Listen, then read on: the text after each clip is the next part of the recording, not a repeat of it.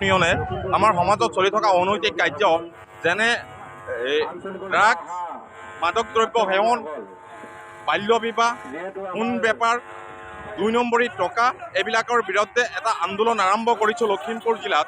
আজি আমি প্ৰথমবাৰৰ বাবে নৰম আন্দোলন আৰম্ভ কৰিছোঁ। ইয়াৰ পৰৱৰ্তী সময়ত আমি চৰম আন্দোলন আৰম্ভ কৰিম। আজি আমি বাইক ৰেলী কৰি আছোঁ। কালিৰ দিনত আমি গাঁৱে ভূঞে সোমাম, পৰহিলৈ আমি চুবুৰীয়ে সোমাম, তাৰপিছত আমি ঘৰে ঘৰে সোমাম।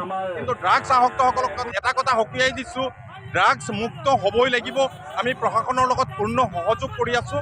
আমাৰ লখিমপুৰ জিলা, অন্ততঃ লখিমপুৰ জিলা আমি ড্ৰাগছ মুক্ত কৰিহে আমি আমছুৱে শান্তি লাভ কৰিম। যেতিয়ালৈকে ড্ৰাগছ মুক্ত কৰিব নোৱাৰোঁ, যেতিয়ালৈকে সোণৰ বেপাৰ বন্ধ কৰিব নোৱাৰোঁ, যেতিয়ালৈকে বাল্য বিবাহ ৰোধ কৰিব নোৱাৰোঁ, তেতিয়ালৈকে আমি লখিমপুৰ জিলা সংখ্যালঘু ছাত্ৰ ইউনিয়ন শান্ত নহওঁ। এটা কথা স্পষ্ট। ধন্যবাদ।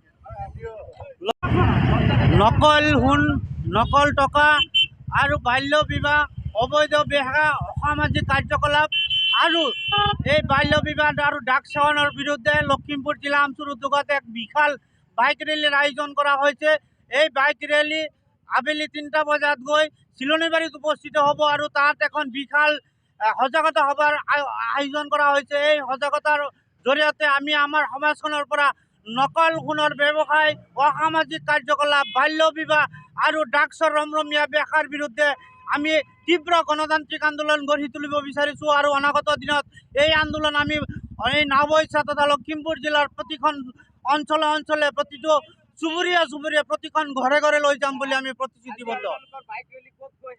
আমাৰ বাইক ৰেলী চিলনীবাৰী, উত্তৰ নাওবৈচাৰ চিলনীবাৰীত গৈ শেষ হ'ব আৰু তাতে এক বিশাল ৰাজহুৱা সভাৰ আয়োজন কৰা হৈছে।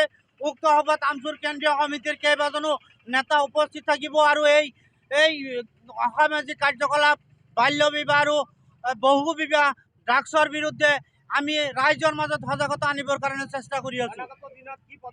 অনাগত দিনত আমি প্ৰশাসনৰ সহযোগিতাত এই বাল্য বিবাহ বন্ধ কৰিম, এই ড্ৰাগছৰ ৰমৰমীয়া বেহা বন্ধ কৰিম আৰু এই বেহাৰ বিৰুদ্ধে অবিৰত সংগ্ৰাম আমি চলাই যাম।